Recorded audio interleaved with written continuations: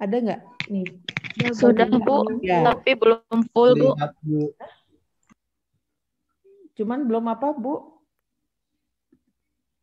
Belum full Bu. Belum Baik. full? Ini Belum. sudah? Kalau di saya sudah, Bu. Sudah ya? Oke. Oh baik, sepertinya di saya Bu. Oke, mangga Bu. Oke ya. Ya, jadi di sini ini matriksnya seperti ini ya. Apa ya? Si bentuk dari UP kita bab 3 babnya dalam bentuk yang sangat singkat gitu ya, yang masih sederhananya lah, masih ringkasnya begitu. Nah, di sini ada saya mulai nih dari teknisnya ya. Nanti ada Kementerian Pendidikan dan Kebudayaan, visi Unpad, visi baru prodi, nama, NPM dan judul. Kemudian ada 4 kolom. Ada kolom latar belakang, dan latar belakang ini nanti menjadi acuan kalian untuk membuat bab 1 kan ya. Kemudian ini bab 2 landasan teori, selanjutnya ini bab 3 ya, metode penelitian ya dan teknik analisis data, dan ini daftar pustaka ya, seperti itu ya. Nah, jadi latar belakang ceritakanlah tentang fenomena yang ada di perusahaan, yang ada di tempat penelitian kita begitu ya, seperti itu ya. Fenomenanya kita tahu dari mana? Kita dapatkan ya dari hasil observasi kita, hasil dari wawancara kita, dari data sekunder misalnya kalau yang keuangan yang kita dapatkan dari Google gitu ya, laporan keuangan dan sebagainya. Kemudian landasan teori ini kan yang kemarin-kemarin kita bergelut dengan berkutat dengan pencarian jurnal, penelusuran teori, itulah ditulis di sini gitu ya. Baik bagi untuk teori X-nya maupun teori Y-nya ya, seperti itu. Kemudian metode penelitian kita mau ambil kualitatif atau kuantitatif sampai muncul nanti kepada bahasan ini juga apa sih namanya populasi dan sampelnya, seperti itu ya. Ini bisa sebentar. Oke, nah ya, jadi begini. Semua lengkap gitu ya. Nah, populasi ada, teknik samplingnya ada, siapa itu udah harus jelas ya. Jadi untuk si tadi sudah ini sekilas dulu ya. Jadi latar belakang fenomena yang muncul, kemudian landasan teorinya, ini ada variabel bebas dan ada terikat. Dijelaskan dulu nih variabel bebas itu definisi-definisi dari ini, kalau ini contohnya augmented reality ya. Apa sih definisi dari augmented reality? Itu tidak hanya dari satu konsep gitu ya, dari satu. Ibu, maaf Ibu. Ya, kenapa? Belum ke scroll Bu PPT-nya. Slide-nya masih ada di yang pertama. Masih judul ya. Yang fascia kan ini? Iya. Belum. PPT Bu, presentation. PPT Bu. Oh masih, ya ampun, dari tadi kirain. Iya. Oh sebentar. Tadi udah. Oh PPT ya yang muncul ya. Iya. Nah ini udah. Oh ya. Sudah Bu. Nah ini sudah Bu. Ya, sudah ya. dalam bentuk matriks. Jadi balik lagi ya. Kalau ini nanti dapat template-nya. Sudah Bu. Template udah ya. Ininya beda. Tapi dia tetap 4 kolom. Ini ada latar belakang, landasan teori, metode penelitian, dan daftar pustaka gitu ya. Latar belakang ini yang bab 1 kalau dikembangkan lagi, ini bab 2, ini bab 3, ini daftar pustaka kan seperti itu. Nah, di latar belakang ini ya fenomena yang kalian dapatkan dari lapangan, dari tempat penelitian gitu ya, dari data-data sekunder yang kita himpun seperti itu. Ini landasan teori baik untuk teori X-nya dan Y-nya ya. Untuk teori X-nya sendiri misalnya nih di sini ada augmented reality. Pengertian dari IR ini harus nggak dari satu orang gitu ya. Harus dari beberapa orang, biasanya minimal 3 ya, seperti itu. Selanjutnya nah baru dimensi gitu ya. Dimensi. Nah, dimensi ini atau indikator gitu ya, ada dimensi, ada indikator. Indikator kan lebih rinci lagi dari dimensi ya. Itu harus Nah, ini misalnya ini dia pakai Azuma ya, ininya dimensinya. Dia harus sebelum dia mengumpulkan dimensi harus ada definisi dari si Azuma juga gitu. Jadi jangan sampai misalnya definisinya dari Johnson, kemudian si dimensinya itu dari David. Nah, teorinya beda. Nah, nggak bisa seperti itu gitu ya. Logikanya ketika dia memberikan indikator gitu ya, pasti dia juga ada dulu menjelaskan tentang apa sih si X itu gitu, seperti itu ya. Nah, kemudian gitu ya, ini dimensi dijelaskan ya. Nah, ketika kalian mencari dimensi atau indikator yang akan kita gunakan, ini nanti akan menjadi kita uraikan menjadi tabel operasionalisasi variabel kan. Dari OPA nanti kita turunkan menjadi pertanyaan-pertanyaan dalam kuesioner. Nah, pertanyaan-pertanyaan kuesioner itulah nanti cikal bakal kalian apa yang diolah untuk membuat bab 4. Kebayangkan kalau kuesionernya aja salah gitu ya, nanti tidak valid ya, hasilnya juga bisa salah. Nah, untuk membuat kuesioner, untuk membuat indikator-indikator itu biasanya adalah penjelasan dari ini. Misalnya di sini ada yang nomor 1, HR interaktif ya. Jadi bahwa augmented reality yang baik itu harus dia interaktif gitu ya. Kemudian ada HR vividness nih, kejelasan. Jadi dia harus bisa menjelaskan gitu ya, yang bagus itu seperti itu. Nah, dan nanti kan ini adalah dimensi indikatornya mana? Ya ini penjelasan-penjelasan yang di sini ya, seperti itu ya. Itu untuk yang X-nya. Begitupun untuk yang Y-nya. Y-nya di sini pakai TAM, teknologi acceptance model.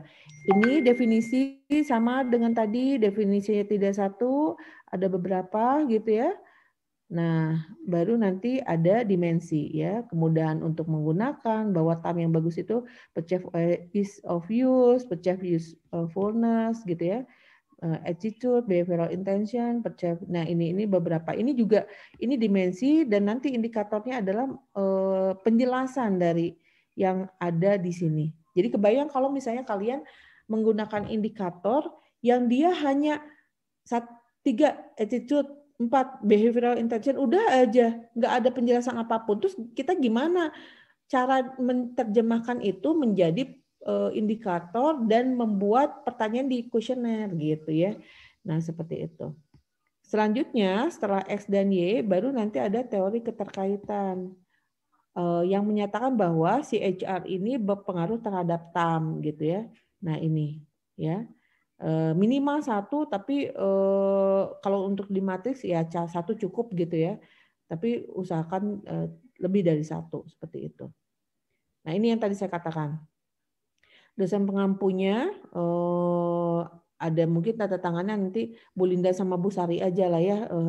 Bu Linda, Bu Sari, kemudian dosen pembimbingnya siapa. Jadi kalau saya sih kebetulan dulu ya, waktu tahun kemarin kan saya Kaprodi nih. Saya juga Kaprodi, saya mengampu isu-isu bisnis di Jatinangor. Kemudian saya juga dosen pembimbing. Mahasiswa yang pengen cepat, semuanya saya gitu, yang mahasiswa pembimbingan saya bilang harus atulah salah satunya. Kalau pengampunya saya sama Bu Teti, kamu minimal ke Bu Teti, dosen isu-isunya, kemudian dosen pembimbingnya baru ke saya gitu ya. Ya kalau misalnya di sini Bu Linda, tapi nggak apa-apa lah, kan kalau di sana Pak Iwan ya, jadi di sini ya Bu Linda misalnya ya, atau Bu Sari, dosen pembimbingnya kan ada Pak Lutfi, ada Pak Cecep mungkin ya. Nah, seperti itu ya, baru nanti Pak Iwan di sini. Ini ketiga komponen ini harus didapatkan tanda tangannya untuk kalian submit di UAS nanti, seperti itu ya. Oke, kita lanjut share screen ke yang PPT ya sekarang. Bu, izin bertanya, Bu. Ya, gimana? Untuk dosen pembimbing tadi, misalnya dari isu bisnis kontemporer dan dosen pembimbingnya ada di isu-isu gimana, Bu? Harus ada beda semua atau cuman? Nggak apa-apa sih. Kalau misalnya itu yang saya contohkan tadi karena saya kan saya tiga-tiganya gitu ya. Tapi kalau misalnya Bu Linda, kemudian kanannya juga Bu Linda gitu ya, dosen isu-isu dan pembimbing sama Bu Linda, nggak masalah gitu ya. Tapi kalau misalnya ada baiknya nih ya, ada baiknya sambil ngobrol juga sama pembimbing satu. Misalnya pembimbing satunya Bu Dai gitu, atau misalnya siapa Bu Nenden atau yang dosen pembimbing atau saya boleh lah ngobrol. Oh iya silakan lanjutkan gitu. Tapi mungkin intensitas bimbingannya akan lebih banyak sama pembimbing dua ya, karena kebetulan kan Pak Bambang itu Pak Bambang, Pak Iwan itu plotting pembimbing duanya dosen-dosen yang memang lebih sering berinteraksi, dan dosen yang kemarin ya Bu Sari, Bu Linda, kemudian ada Bu Elti ya kalau nggak salah juga, Pak Lutfi, Pak Fahri, seperti itu begitu ya. Tapi kalau misalnya saya pengen ngobrol juga sama pembimbing satu, nggak masalah, nggak apa-apa begitu ya. Untuk Ini tanda Bu, tangan tadi nggak apa-apa. jadi saya kan pembimbingnya Bu Sari sama Pak Iwan gitu Bu. Jadi itu cuman 2 orang gitu apa Bu? Iya, 2 orang, iya. Bu Sari, dosen isu-isunya mungkin kalau nanti dibagi yang SDM, misalnya SDM ke Bu Sari gitu ya. Nah kebetulan siapa ini kan tadi yang nanya saya, Nurung ya? Iya. Nurung Bu. Nurung pembimbing duanya juga Bu Sari. Ya udah Bu Sari berarti bawahnya Pak Iwan gitu ya. Oh iya. Ya nggak apa-apa ya, seperti itu. Oke, ada lagi yang mau ditanyakan teknis seperti itu? Sudah. Ya. Oke ya, kita lanjut kepada penjelasan tentang matriks nih ya. Oke.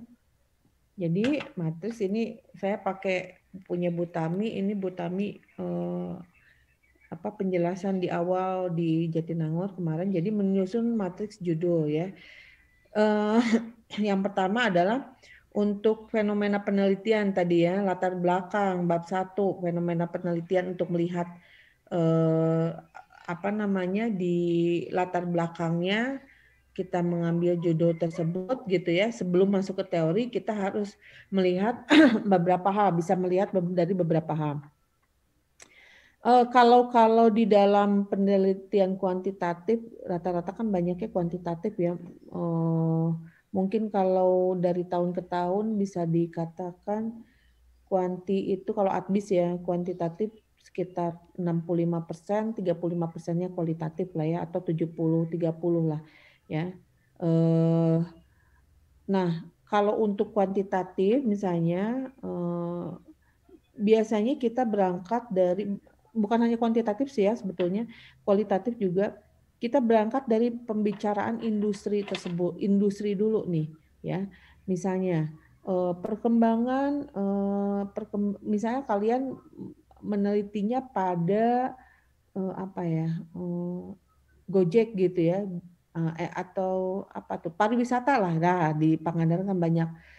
Nah berarti berbicara industri pariwisata secara umum boleh, secara nasional aja ya, secara nasional, nggak usah dunia gitu loh, kejauhan, ngobrol ke Pangandaran tapi dari dunia, nanti dari dunia world, kemudian nasional, kemudian Jawa Barat, kemudian Pangandaran. Jadi ini tahapannya banyak banget, nggak usah, udah aja langsung nasional. Nah kemudian baru Jawa Barat, baru nanti ke Pangandaran, seperti itu ya. Jadi berbicara tentang industrinya dulu, pariwisata secara umum, bagaimana sekarang misalnya industri pariwisata itu menjadi sektor andalan di Indonesia, dan karena kan pariwisata itu potensi pariwisata di Indonesia sangat banyak begitu ya, barulah nanti masuk. Nah, Jawa Barat sebagai salah satu provinsi yang punya daerah dengan destinasi yang banyak, begitulah kurang lebih ya. Jadi dari umum dulu, kemudian nanti ke khusus ya. Baru nanti kita berbicara tentang gejala yang tampak. Nah, inilah masuk mulai masuk ke ke bahasan judul kita gitu ya.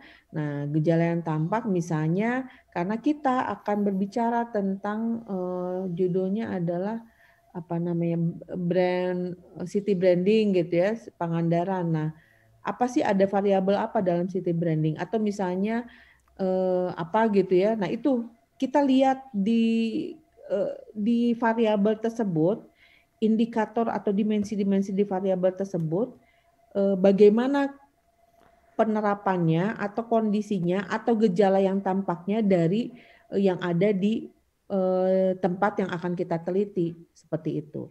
Misalnya yang gampangnya, Ibu mau marketing wae dah iya ya, soalnya gimana tuh ya saya biasa ini atau inilah yang gampang aja ya, tapi kalau kalian jangan di judul itu jangan yang gampang gitu ya. Misalnya akan meneliti tentang kinerja pegawai di hotel di Pangandaran, hotel apa tuh ya, Hotel Horizon gitu ya, kinerja pegawai. Nah, ini kan si kinerja pegawai itu dimensinya adalah prestasi kerja, kualitas kerja, kuantitas kerja, dan target kerja misalnya. Nah, kalian melihat bahwa secara kualitas kerja si pegawai itu kok masih kurang baik ya begitu. Nah itulah yang dimunculkan gitu. Tapi nggak bisa jangan ngarang gitu ya. Tapi berdasarkan apa? Berdasarkan hasil observasi, wawancara dengan pihak perusahaan gitu ya seperti itu ya. Atau misalnya kalau yang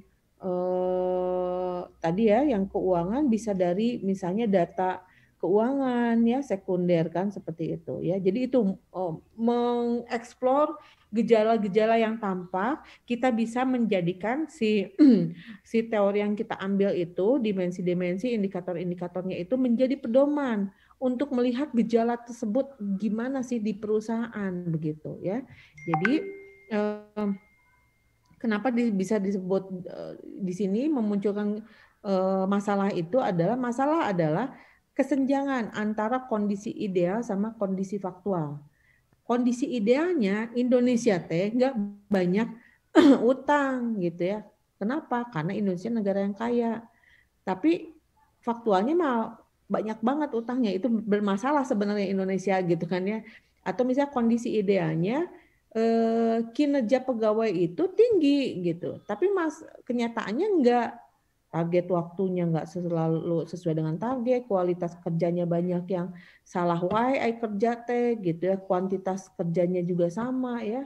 Nah itu berarti ada kesenjangan gap antara ideal dan faktual. Nah kemudian sehingga dari hal tersebut menimbulkan keingintahuan begitu ya. Biasanya kalau ada dua variabel yang dimunculkan itu variabel Y-nya dulu kalau di dalam latar belakang. Memang kalau di bab 2 di teori kan tadi apa misalnya ER ya, augmented reality terhadap TAM. Nah, biasanya TAM-nya dulu yang dimunculkan. Kalau di bab 2-nya betul ya teori-teori augmented reality-nya baru TAM. Nah, kalau di latar belakang enggak dibalik seperti itu ya. Jadi kenapa kinerja pegawai bermasalah? Tadi balik lagi. Dikarenakan gitu ya, antara lain melihat adanya gejala kurangnya kepemimpinan atau misalnya kompensasi, lagi penelitiannya soalnya judulnya pengaruh kompensasi terhadap kinerja. Nah, berarti kurangnya kompensasi. Apa sih indikasi kurang kompensasi, dimensi kompensasi? Itulah yang dicari juga untuk gejala di kompensasinya. Seperti itu ya, kurang lebih. Oke, lanjut. Itu bab 1 ya. Nah, setelah latar belakang dimunculkan baru nanti identifikasi masalah. Bagaimana pengaruh atau biasanya ini berbeda-beda ya antara satu dosen dengan dosen lain. Tapi kurang lebih di bab 4-nya sih akan sama. Cuman dalam penyajian identifikasi masalahnya ada yang dia bagaimana X, nomor 2 bagaimana Y, nomor 3-nya bagaimana pengaruh X terhadap Y. Tapi ada juga yang dosen langsung aja kan kita tuh judulnya adalah secara cover juga judulnya ada bagaimana pengaruh X terhadap Y. Ya udah itu identifikasi masalahnya bisa seperti itu ya. Begitu. Itu adalah bab 1. Kemudian kalau di bab 1 kalau di matriks sih sampai situ aja gitu ya. Kalau di dalam bab 1 UP itu udah sampai tujuan penelitian gitu ya. Kemudian rencana penelitian begitu ya. Baru itu nanti kita ke bab 2 atau di tabel matriks kan ada rancangan teori. Nah, di sini rancangan teori yang terkait dengan objek yang ingin diteliti, kemudian teori utama dan teori pendukung gitu ya, dimensi yang akan dipakai untuk penelitian. Nah, teori utama itu maksudnya apa? Teori yang kita gunakan, misal tadi dari siapa, David Acker gitu ya, yaitu yang kita wajib dimunculkan. Kalau misalnya di matriks sih nggak usah faktor-faktor, jenis-jenis itu nggak usah. Itu nanti kalau misalnya mau nanti di UP-nya untuk bab 2 UP silakan lebih detail lagi. Ya, kemudian setelah definisi masuk dimensi ya. Nah, selanjutnya literatur yang digunakan harus terbaru maksimal 2010. Nah, ini maksudnya apa? Sebetulnya kalau teori yang digunakan ya gini, banyak jurnal-jurnal misalnya teori-teori yang baru itu di jurnal-jurnal yang terbaru, taruhlah misalnya jurnalnya tahun 2018 termasuk baru kan gitu ya. Tapi dia juga menggunakan menggunakan teorinya Kevin Keller dari tahun 1993. Itu digunakan oleh si Thomas nih yang 2018 tadi. Ya nggak apa-apa gitu ya. Jadi tetap gunakanlah Keller yang 93 tadi, tapi dengan didukung penelitian-penelitian terdahulu yang terbaru begitu ya. Tapi bagusnya sih ditemukan juga teori yang baru, nggak lagi dari Keller tahun 93 begitu. Cuman maksud saya kalau kalian menggunakan misalnya menurut Thomas tahun 2018, tapi Thomas ini mengutip Keller. Selagi ada jurnalnya Keller, kenapa kita harus ngutip yang Thomas seperti itu ya? Jadi usahakan menggunakan teori-teori terbaru ya, literatur terbaru ya seperti itu. Nah, ini yang terakhir yang sangat penting juga, baca sebanyak mungkin literatur baik buku maupun artikel. Jadi memang kuncinya nggak bisa nggak baca gitu ya.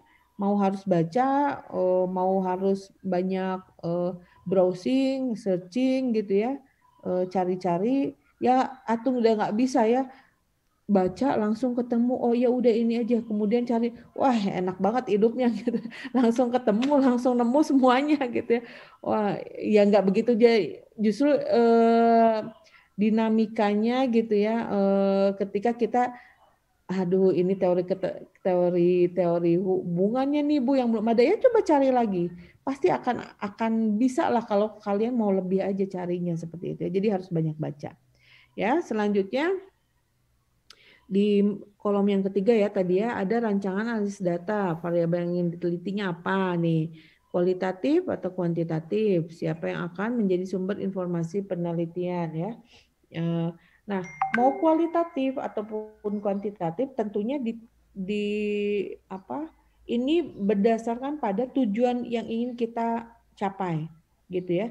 Kalau ingin melihat pengaruh itu otomatis dia kuantitatif kan begitu. Untuk melihat pengaruh nanti digunakanlah regresi gitu ya. Kalau dia pengaruh X1 dan X2 terhadap Y berarti multiple regresinya begitu ya. Tapi kalau untuk beberapa penelitian misalnya dia hanya melihat analisis job description misalnya pada perusahaan PT ini ya itu kualitatif kan seperti itu ya. Nah, itu kualitatif kuantitatif tergantung pada tujuan penelitian. Siapa yang akan menjadi sumber informasi penelitian? Nah, ya. Jadi kalau kualitatif kalau tadi kuantitatif dulu ya. Kalau kuantitatif otomatis instrumen utama kalian adalah kuesioner. Gitu ya. Kuesioner. Berarti siapa responden utamanya gitu ya, responden utamanya atau sumber informasi utamanya ya pastinya pastinya ini orang yang diberikan kuesioner. Siapa dia? Ya tergantung ya. Kalau SDM kan banyaknya adalah pegawai kan gitu ya. Kalau marketing umumnya adalah konsumen atau calon konsumen atau pelanggan gitu kan, seperti itu tergantung. Nah, kalau kualitatif ya balik lagi, kualitatif kita mau melihat apanya. Kalau mau melihat misalnya analisis tadi analisis job description misalnya, otomatis yang ditanyakan kan pasti manajer SDM mungkin ya, kemudian CEO-nya bisa jadi gitu ya, atau staf pegawai yang memang sedang dianalisis si job description-nya ya. Jadi tergantung data apa sebetulnya yang kita ingin butuhkan seperti itu ya. Nah kemudian korelasi yang ingin dicari jawabannya seperti bagaimana gitu ya. Nah ini juga kalau kita kuantitatif juga menggunakan teknik statistik itu juga kan beda-beda. Kalau hanya kalau ingin melihat pengaruh ya tadi ya regresi. Kalau misalnya ada mahasiswa yang dia melakukan perbandingan antara penggunaan menggunakan Grab sama menggunakan Gojek gitu ya. Nah itu dia dipakai uji beda rata-rata ya. Per tes apalah namanya seperti itu. Jadi tergantung lagi tujuan penelitiannya apa. Begitu ya. Selanjutnya ada apa lagi nih orangnya ya, yang judul banyak variabel yang akan diteliti ya. Jadi kan rata-rata sih kalau mahasiswa S1 dia 2 ya. X, radapnya itu umum banget gitu ya. Tapi ada juga yang satu gitu ya, analisis apa misalnya satu variabel tadi job description dia satu begitu. Tapi kalau kita satu, coba tuh ya udah mah satu, kan biasa banget gitu ya. Jadi kalau udah satu itu coba explore dengan jurnal-jurnal yang terbaru gitu ya. Buktikan bahwa walaupun satu tapi judulnya juga bagus, referensi jurnalnya juga banyak, isinya juga benar-benar menggali yang memang ingin digali gitu ya, seperti itu ya. Kemudian hubungan antar variabel yang ingin dicari jawabannya itu juga harus jelas, harus ketemu ya. Jadi jangan nggak nyambung, sama-sama pemasaran, judulnya antara X sama Y-nya nggak nyambung ya, nggak akan sulit nanti ketemu teori keterkaitannya gitu ya. Dan lokus harus diketahui. Jadi ada, nah kalau fokus tuh yang tadi ya variabel yang ingin kita ambil, kalau lokus ini pada di mana gitu lah ya unit yang akan kita lakukan penelitiannya gitu ya. Kalau misalnya yang keuangan nih, perusahaan bursa efek perusahaan yang sudah listing di bursa efek itu kan banyak. Oh saya ngambilnya yang ini Bu, perusahaan manufacture gitu ya, atau yang food and beverage. Nah itu berarti lokusnya itu begitu ya, seperti itu. Ya, referensi ini 10 tahun terakhir sebanyak mungkin gunakan referensi, buku, jurnal nasional ya, jurnal nasional yang terakreditasi ya, kalau bisa yang Sinta. Jurnal nasional itu ada yang terakreditasi, ada yang tidak terakreditasi. Yang terakreditasi itu yang ada dalam web Sinta ya. Sinta itu ada S1 sampai Sinta 6 seperti itu. Carilah di situ ya. Dan jurnal internasional. Nah, jurnal internasional tuh kategorinya ada yang bereputasi, ada yang Scopus gitu ya, ada yang jurnal abal-abal. Nah, yang nggak boleh itu yang jurnal abal-abal gitu ya. Bahkan internasional pun ada abal-abalnya ya, itu yang jangan seperti itu ya. Oke, sampai di sini ada pertanyaan? Stop saya dulu. Iya, oke silakan. Ada pertanyaan? Kata mahasiswa Bu yang kalau menyimak mah gampang ya, nulisnya nih yang rada-rada. Saya boleh share, mau kita bahas yang apa nih? Coba mau tadi sudah yang marketing, mau lihat yang SDM atau yang keuangan? Saya kebetulan yang operasi yang baru belum ketemu, karena kalau di Jatinangor kalau nggak salah yang ngambil operasi itu cuma 6. Saya minta ke Bu Tami belum dapat. Yang keuangan sudah saya share ya di Google Classroom. Nah, oke, silakan kalau ada yang mau ditanyakan.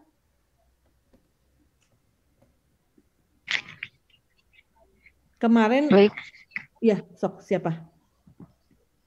Saya sedikit ingin menambahkan sedikit, boleh kali ya Bu ya?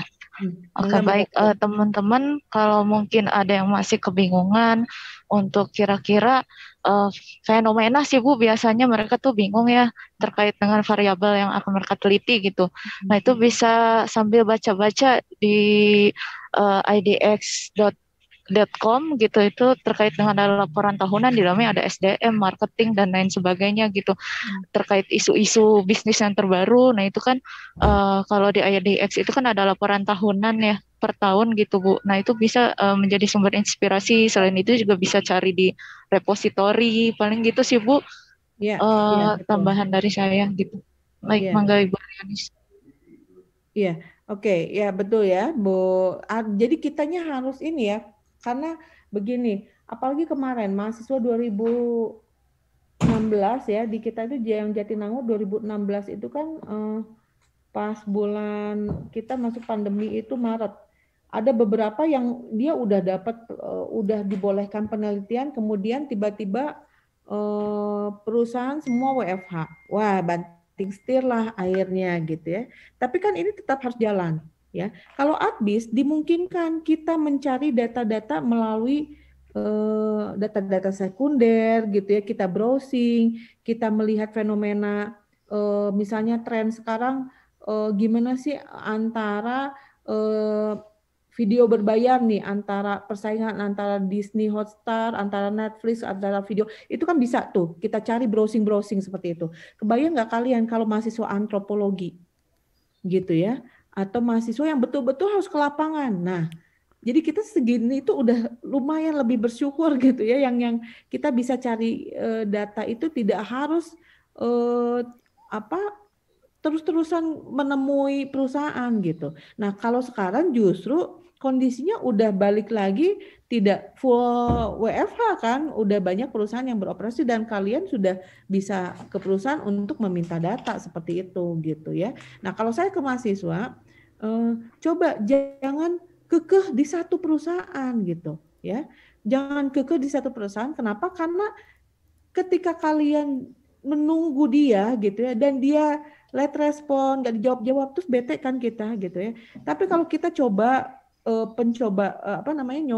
pendekatan ke 3 perusahaan, kan ada kemungkinan, Bu kebetulan nih kayak kemarin ya kasusnya, kalau kemarin Traveloka ini Bu, ini saya udah dijawab oleh tiket.com Bu, iya udah lanjut seperti itu. Jadi kitanya yang harus aktif, coba cari alternatif ketika ini nggak ada respon, kemudian kita cari alternatif yang lain seperti itu ya.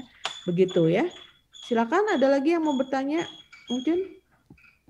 Ini sudah, coba saya pengen tahu, sudah fix semua judulnya, jangan-jangan masih banyak yang belum, ya masih banyak yang, Bu saya tuh judulnya masih galau juga setelah UTS masih kena galau gitu ya. Janganlah ya kalau bisa mah. Ini ada Pak Faris ya. Pak Faris, kumaha Pak Faris? Mangga kalau ada mendengarkan Bu, ikut mendengarkan. Enggak Bu, saya ikut mendengarkan aja. Iya, ini saya kebetulan mau share juga nih ya di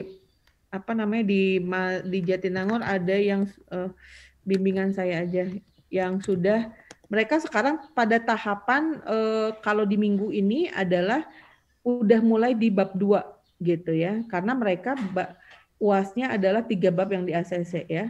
Nah kalau sebentar saya share dulu yang bimbingan angkatan. Nah ini ya, jadi misal saya share dulu.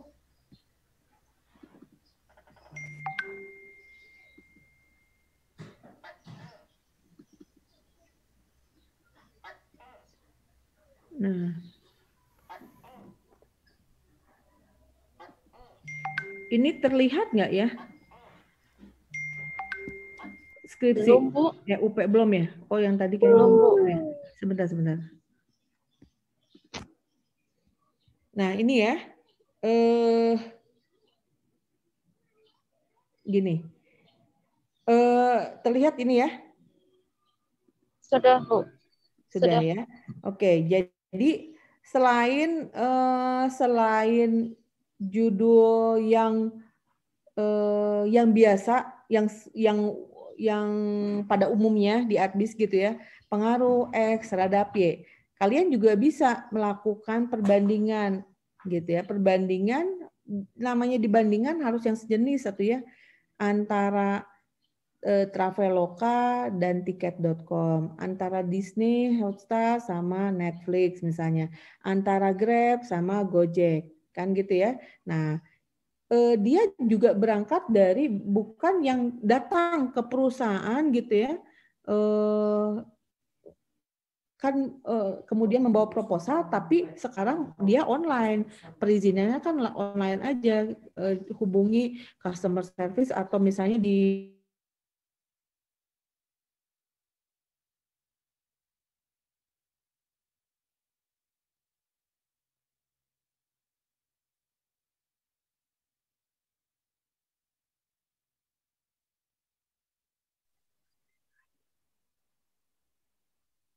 Halo Ibu Arianis, punten Bu. Oke, baik teman-teman, sambil nunggu Ibu Arianis,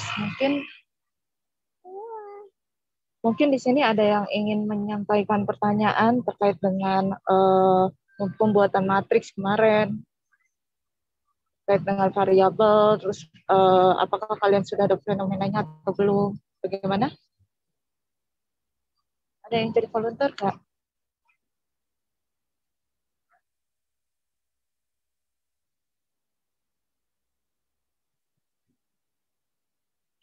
Oke, tidak ada.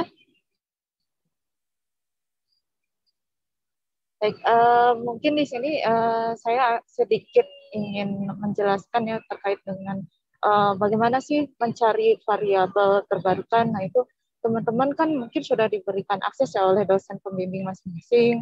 Apalagi kemarin mungkin sudah pernah mengikuti webinar yang diselenggarakan oleh Pak Cecep ya waktu itu. Dan juga ada Ibu Ida selaku Wadek dari FISIP. Jadi kan di situ dijelaskan sebelumnya tuh untuk mencari sumber-sumber atau referensi ya terkait dengan variabel-variabel yang terbaru seperti itu. Baik dari repositori, mungkin di sini sudah ada yang mengakses ya untuk repositori ataupun bisa mengaksesnya dari Sinta atau ResearchGate, itu sudah cukup banyak ya untuk link-link referensi. Nah, terus untuk terkait mencari fenomenanya, nah itu teman-teman karena sekarang lagi masuk pandemi, seperti yang sudah dikatakan Ibu Arianis, itu bisa mencarinya melalui banyak situs-situs web atau link-link terkait dengan fenomena-fenomena yang terjadi dalam bisnis perusahaan saat ini, salah satunya dengan IDX, ataupun bisa browsing di Google dan lain sebagainya. Nah, mungkin untuk di referensi link-link khusus, mungkin Pak Faris banyak kali ya, Pak ya, Pak Faris, untuk mencari sumber-sumber referensi, Pak. Maka boleh Pak di-share? Kalau sumber-sumber sih kayaknya teman-teman mahasiswa udah tahu ya, mau dari mana, karena sebelumnya juga sepertinya kan teman-teman udah ikut webinar yang sama Kang Asep ya, kalau salah ya, Asep Miftahudin ya. Jadi bagaimana cara mengakses ke Scopus, tapi juga dari Researchia dan sebagainya udah tahu. Mungkin saya pengen tanya di sini masih ada yang galau nggak sih sama topik penelitiannya nih? Masih ada yang galau gitu? Kayaknya udah pada firm semua nih ya. Dari muka-mukanya udah meyakinkan semua nih kalau saya lihat nih. Nurung, Dinda, Tiar, Siti, Jovi udah oke banget. Pak, kata Hendra galau sama moodnya, kenapa? Galau kenapa Hendra, kamu sama mood? Silakan Hendra, kenapa Hendra? Terjadi pergolakan batin gitu antara, aduh gimana nih? Ada pergolakan batin. Itu gimana? Masing kalau tiap mau ngajain skripsi itu Pak kayak jadi malas gitu Pak, tiba-tiba nggak tahu. Jadi auto close gitu ya, tiba-tiba aduh baru buka Word udah pengen di close gitu. Butuh motivasi eksternal nggak Hendra? Pusing gitu. Oke, jadi untuk mengerjakan skripsi itu memang harus butuhan sokongan dana. Butuh dana Pak. Nah gimana tuh Pak Faris atau khusus dana Pak Faris? Ya Allah, butuh dana kok sama saya. Nggak, jadi memang kalau mengerjakan skripsi itu ya butuh keteguhan ya, baik dari mental juga fisik ya, karena kadang-kadang ya namanya umur sekalian kan masih umur 20-an itu ya banyak galaunya ya. Sama sih juga dulu galau gitu mengerjain Ntar kita lanjut ya curhatnya. Hendra ini ada yang mau nanya katanya. Nazma gimana? Pak, mau nanya nih. Misalnya kan kemarin diganti nih aku judulnya nih, terus udah nih akhirnya pakai ini ERP kan. Si communication. Iya itu. Terus pas itu IRM. Terus pas kayak gitu apa sih? Lupa. Bentar. Aku lupa nama judul sendiri. Bentar, Pak. Gimana? Bentar. Kemarin maaf bentar, sebentar Pak. IRM itu Enterprise Risk Management atau apa?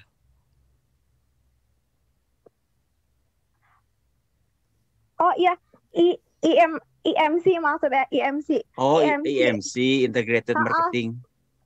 Terus ininya itu kan variabel X-nya, variabel Y-nya aku pakai peningkatan penjualan. Tadinya mau loyalitas, tapi setelah aku pikir-pikir, mau karena pandemi kan alasannya kayak misal kata Bapak kan kalau kuat gitu alasannya kayak menurut kamu kayak gimana gitu-gitu, terus aku ini aja gitu. Kan pas nanya waktu itu emang katanya menurun gitu kan, menurun ininya pas nanya ke perusahaannya. Nah, terus udah aku buatkan matriksnya kemarin baru lagi gitu, tapi belum dicek sama Bu Linda. Terus aku masih bingung. Tadi Bu Arianis bilang kan, jangan-jangan ada yang masih ini judulnya gitu, padahal udah UTS. Sebenarnya dari aku sendiri nih aku udah yakin banget. Iya benar-benar kayak menurut aku, tapi kalau dosen pembimbingnya belum ACC kan jadi bingung gitu, kayak harus gimana. Sebenarnya aku pengen banget ngerjain, maksudnya langsung nanya-nanya gitu juga kan, sedangkan tapi belum tahu nih, terus bikin surat ke Pak Ilyasnya juga mesti tahu judulnya gitu. Pengen banget aku ngerjain, pengen banget cepet selesai, tapi slow respon gitu, dari gimana bingung, kayak ngerasanya aku dibilang kan katanya kayak makanya jangan males baca gitu, padahal baca gitu. Oke, Nazma. Jadi gini, untuk skripsi memang tahapannya seperti itu. Jadi mau nggak mau harus diterima ya, karena memang kenapa butuh pembimbing, karena kan sifatnya adalah pembelajaran ya di sini. Artinya mahasiswa adalah pembelajar, di mana meskipun dosennya udah lebih lama, jadi karena memang dosen itu udah lebih lama, jadi ada pengalaman terkait riset, sehingga harapannya bisa memberikan supervisi terhadap teman-teman pembelajar, dalam hal ini adalah mahasiswa. Makanya memang tahapannya seperti itu. Jadi mohon harap dimaklumi ya, Nazma, emang seperti itu. Jadi mungkin cara komunikasinya nanti coba seperti apa, karena sepertinya sih ya, kalau yang dari saya tangkap nih, untuk dosen-dosen yang di PSTKU, dosen-dosen baru di PSTKU itu mungkin relatif fast response. Jadi mungkin akan cukup mempermudah lah buat teman-teman untuk berkomunikasi ya. Jadi nggak biasanya nggak terlalu strict dengan yang jauh lebih senior dibandingkan kami gitu. Tapi di balik itu juga memang argumen-argumen yang diucapkan oleh mahasiswa itu memang harus berbariskan data gitu. Jadi memang ketika kamu mengatakan kamu emang ingin meneliti tentang itu, coba dideskripsikan aja, dijelaskan kenapa kamu ingin memilih fenomena itu. Maksudnya biar itu tidak menjadi sebuah justifikasi pribadi tanpa ada data yang mendukung bahwa fenomena tersebut memang adalah suatu fenomena yang perlu dilakukan penelitian atau perlu dikaji lebih lanjut gitu. Gimana caranya? Tentu aja kita cari tadi, udah ada belum sih penelitian sebelumnya? Lalu penelitian sebelumnya tersebut ada nggak sih gap-gap atau masih ada hal-hal yang bisa kita kaji? Misalkan ada dari kesimpulan dari penelitian tersebut itu perlu ada variabel lain untuk diketahui pengaruhnya terhadap misalkan industri tertentu. Kalau masalah malas baca sih itu saya nggak bisa menjelaskan secara jelas ya, karena saya nggak tahu kondisinya seperti apa, kamu juga melakukan seperti apa, tapi lebih seperti itu, coba dikomunikasikan aja, karena pada dasarnya dosen juga ingin membantu, terutama dosen-dosen muda di sini ya, ingin membantu teman-teman biar bisa melakukan proses menyelesaikan tugas akhir itu dengan baik kayak gitu. Jadi mohon diterima karena memang seperti itulah proses pembelajarannya, memang harus melalui dosen dan bukan menurut keinginan pribadi. Memang saya berikan saran ofensif, tapi justru untuk kalian untuk lebih berkembang gitu. Kalian mencari apa yang menurut saya benar itu mungkin belum tentu benar. Itu kita fungsinya punya pembimbing ya, karena kita akan punya berbagai sudut pandang. Itulah fungsi pembelajaran. Kita nggak menganggap diri kita itu paling benar, bahwa ada sudut pandang lain yang mungkin bisa memberikan memperkaya apa yang kita anggap itu benar gitu. Termasuk dosen pembimbing juga seperti itu. Jadi sebenarnya kalau bisa dibilang nih, kalau boleh jujur, dari berbagai judul yang kalian sampaikan pun kita juga jadi cukup belajar gitu. Jadi kita memang di sini karena apa ya? Kalau bisa dibilang adult learning atau pembelajaran orang dewasa itu kan memang apa ya? Lifelong learning ya. Jadi memang buat yang udah tahu pun nggak akan berhenti belajar gitu. Memang kita sering belajar di sini. Nah untuk itu Nazma coba diluruskan aja niatnya, memang ini untuk belajar, jangan sampai dijadikan beban. Maksudnya seperti ini, jadi jangan sampai ketika kamu nggak direspon dengan baik oleh pembimbing kamu, itu berarti mungkin ada yang kurang dari apa yang kamu sampaikan. Coba diperkuat lagi argumen-argumen kamu sehingga dosen pembimbing pun cukup mengerti apa yang ingin coba kamu teliti gitu. Karena saya takutnya kalau kurang besar argumentasinya itu memang mungkin akan dikonfrontasi, bukan dikonfrontasi maksudnya digali lebih dalam, sebenarnya ini udah cukup paham belum sih terkait apa yang akan diteliti. Karena takutnya gini, ketika di ACC tapi kamu belum terlalu paham terkait apa yang akan kamu teliti, nantinya itu mungkin ketika kamu menjalankan di awalnya mungkin di ACC, tapi ketika dijalankan itu justru apa ya, memang takutnya tidak bisa terlaksana dengan baik gitu Nazma ya. Saya ini hanya mungkin sharing aja, itu juga sama-sama belajar gitu. Terus juga mohon ketika menghubungi itu dalam menggunakan sikap yang baik. Maksudnya gini, kita kan ingin berlakukan seperti kita memperlakukan orang lain gitu. Jadi kita kan selalu ingin diperlakukan baik. Jadi coba kalau kita ingin melakukan bimbingan dengan cara yang baik lah gitu maksud saya. Jadi memang nanti mungkin akan direspon juga dengan baik oleh pembimbing gitu sih maksud saya. Sekali lagi gitu ya, kalau mau pembimbingan harus punya argumentasi itu memang berbasiskan karena konteksnya adalah skripsi. Jadi memang kalian udah mencari sumber-sumber jurnal terbaru, atau misalkan kalau datanya sekunder, misalkan kalian ngambil dari jasa konsultansi misalkan. Ada ya, karena misalkan kalian ngambil dari data BCG misalkan, McKinsey misalkan. Begitu masih boleh. Itu bisa juga salah satu kalian cari fenomena. Oh ternyata ada gap di penelitian yang dilakukan oleh McKinsey misalkan. Jadi BCG seperti itu. Coba nanti untuk Nazma nih kasusnya ya. Karena Nazma tadi menyatakan bahwa memang sudah banyak membaca, juga memang sudah berkomunikasi. Nah coba kita sama-sama evaluasi diri aja, apakah cara saya menyampaikan ini sudah cukup baik, ataukah data yang saya sampaikan itu memang masih nggak kurang, sehingga dosen yang bersangkutan itu masih terus menggali. Atau ada yang belum clear, atau mungkin bisa jadi juga si fenomena yang diangkat itu ternyata udah dianggap udah outdated atau udah kuno gitu.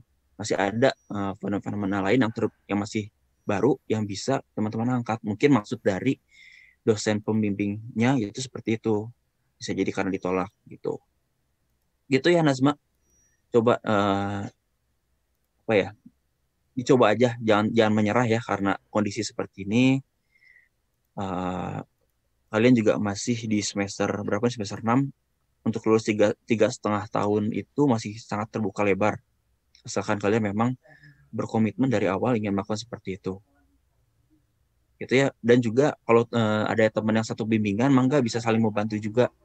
Jadi dorong teman-temannya yang bisa dibilang lebih relatif hilang-hilangan itu, didorong sehingga tetap punya semangat lah, sehingga kalian bisa berjalan beriringan gitu maksud saya. Jadi jangan satu udah SUP, yang dua lagi bahkan bikin matriks aja belum gitu. Gitu sih mungkin dari saya. Nazma, tetap semangat, mudah-mudahan bisa dicari jalan keluarnya ya, dan coba komunikasikan dengan baik ke dosen pembimbingnya gitu Nazma ya. Iya Pak, makasih. Iya, enggak. Oke, literatur aja diperkuat maksud saya. Nanti ketika disampaikan, sampaikanlah, Bu saya udah baca misalkan di jurnal Scopus yang terindeksnya itu di Q2 misalkan, atau Q3 atau Q4. Oh misalkan terindeks di Sinta 3, Bapak menyatakan seperti ini Bu. Dia di kesimpulan itu menyatakan Bu, misalkan IMC itu berpengaruh terhadap apa-apa-apa. Tapi dia itu industrinya misalkan di industri jasa. Sedangkan saya ingin coba meneliti di industri manufaktur, apakah bisa. Terus kamu cari lagi di yang lain. Ada juga ternyata Bu yang mendukung bisa di industri manufaktur misalkan. Tapi perlu dicari tahu itu misalkan skala bisnisnya seperti apa misalkan. Itu bisa digali dengan kalian lebih banyak membaca. Gitu ya. Mangga ada lagi pertanyaan. Kok jadi saya sih ini yang ngisi? Nggak apa-apa Pak Faris. Baik, mungkin ada lagi atau tidak? Akan Teteh? Halo? Iya? Bu, iya. Oke, silakan. Jadi kan kemarin tuh pas lagi ngerjain UTS, kebetulan saya kan sambil kerja ya Bu ya. Jadi kejar-kejaran waktu banget, dan sebenarnya untuk ngerjain UTS kemarin saya pakai matriks yang lama, bukan matriks yang sudah direvisi begitu Bu. Jadi kemungkinan besar sih untuk matriks saya tidak pakai yang pertama, karena benar-benar rombak total, karena kebetulan saya lokusnya di ACC, jadinya variabelnya nambah gitu. Kalau yang kemarin kan saya cuma variabelnya 1 dan masih ngambang begitu Bu. Tapi saya masih konsultasi sih Bu sama Dospem 2 dan 1.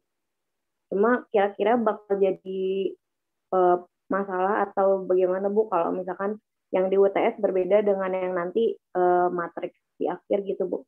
Terima kasih Bu. Oke. Ini pertanyaan buat saya ya? Atau buat Pak Faris? Buat saya? Baik. Iya, buat Ibu. Jadi mungkin,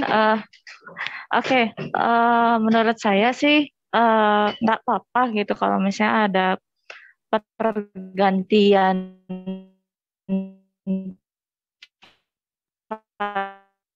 variabel ya, berarti ya pergantian variabel atau pergantian judul kembali untuk matriksnya gitu, rubah-rubah lagi, karena ini penelitian yang lengkap. Kemarin kan 70% ya, 70% baru sampai tinjauan pustaka lah kasarnya. Nah kalau sekarang sudah sampai masuk ke metode penelitian dan daftar pustaka gitu. Jadi mungkin nanti Regina kalau misalnya ganti kembali ya, itu mau nggak mau harus dikebut gitu. Matriksnya gitu sebelum UAS gitu, baik dari fenomena, tinjauan pustaka, metode sampai daftar pustakanya seperti itu. Nah kira-kira sanggup nggak gitu kalau untuk mengganti-ganti terus gitu, dan kalau bisa sih jangan terlalu banyak mengganti gitu, maksimal lah ganti itu 3 kali deh gitu, 2-3 kali supaya nanti kitanya nggak capek dirubah-rubah lagi gitu. Itu aja sih. Nggak apa-apa kalau dirubah, cuman jatuhnya nanti cari lagi gitu tinjauan pustakanya, fenomenanya, sampai metodenya, seperti itu. Mungkin ada tambahan dari Pak Faris? Silakan Pak. Oke, baik, terima kasih Ibu Sari. Jadi Regina, kamu itu yang diubah apa aja? Diubah secara total kah? Seperti apa? Asalnya kan saya mau skripsi by project, karena lokus saya kan nggak di ACC Pak. Nah ternyata kemarin setelah saya coba lokus baru langsung di ACC gitu. Jadi ya udahlah saya milih untuk skripsi by riset. Tapi untuk variabelnya sendiri masih sama, forecasting, hanya ditambahkan 1 variabel gitu, kinerja operasional gitu Pak. Jadi sebenarnya saya nggak ngerubah banyak sih Pak, cuma nambahin si variabelnya begitu Pak. Oke, kalau kayak gitu sih sebenarnya secara pelaksanaan nggak apa-apa ya, karena memang kamu hanya ganti lokus ya, artinya si fenomena yang kamu teliti itu jadi di lokus yang baru gitu kan ya? Iya, Pak. Bu Linda sepertinya mau menanggapi tapi sinyal ya.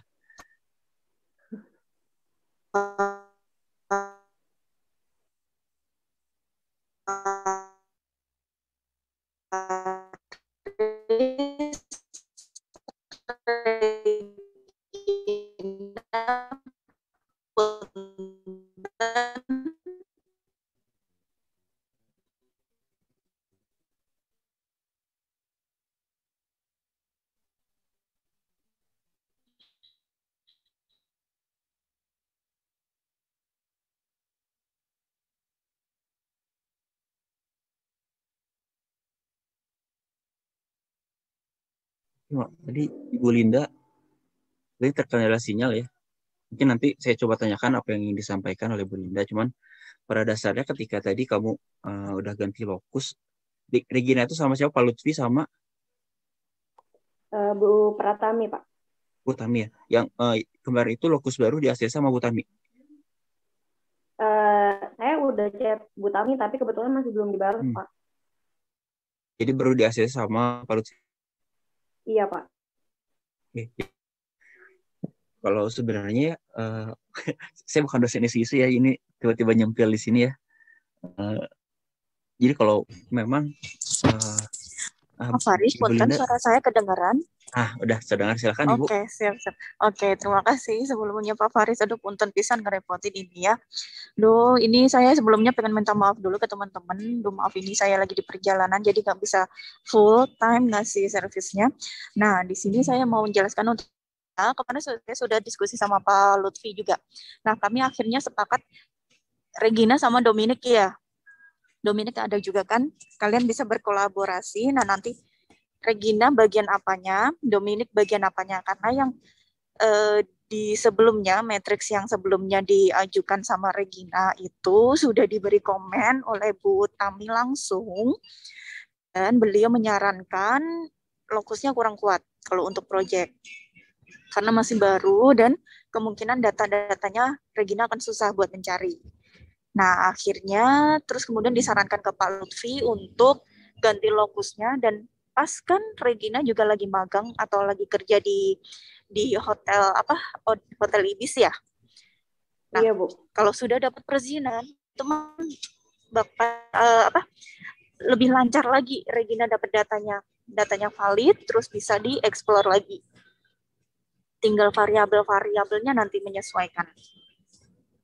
Oke, Regina? Kalau yang UTS mah nggak apa-apa kok. Ini nanti masing-masing tugas sama UTS ya untuk periode itu saja. Nanti matriks berubah lagi itu nggak apa-apa. Walaupun nanti pas saat kalian akan maju ke SUR atau seminar usulan riset, itu beda lagi, itu pun juga nggak apa-apa. Karena itu ada hak prerogatifnya dari si dosen pembimbing. Gitu ya. Oke, terima kasih. Baik, Bu. Makasih, Bu. Makasih, Pak. Enggak, saya kembalikan ke Bu Sari. Iya. Silakan, Bu Sari. Baik. Mungkin saya dapat amanah dari Ibu Arianis ya, Bu Punten, Bu Linda, dan Pak Faris. Jadi mungkin sudah cukup untuk pertemuan minggu ini. Nah, mungkin ke depannya ada tugas dari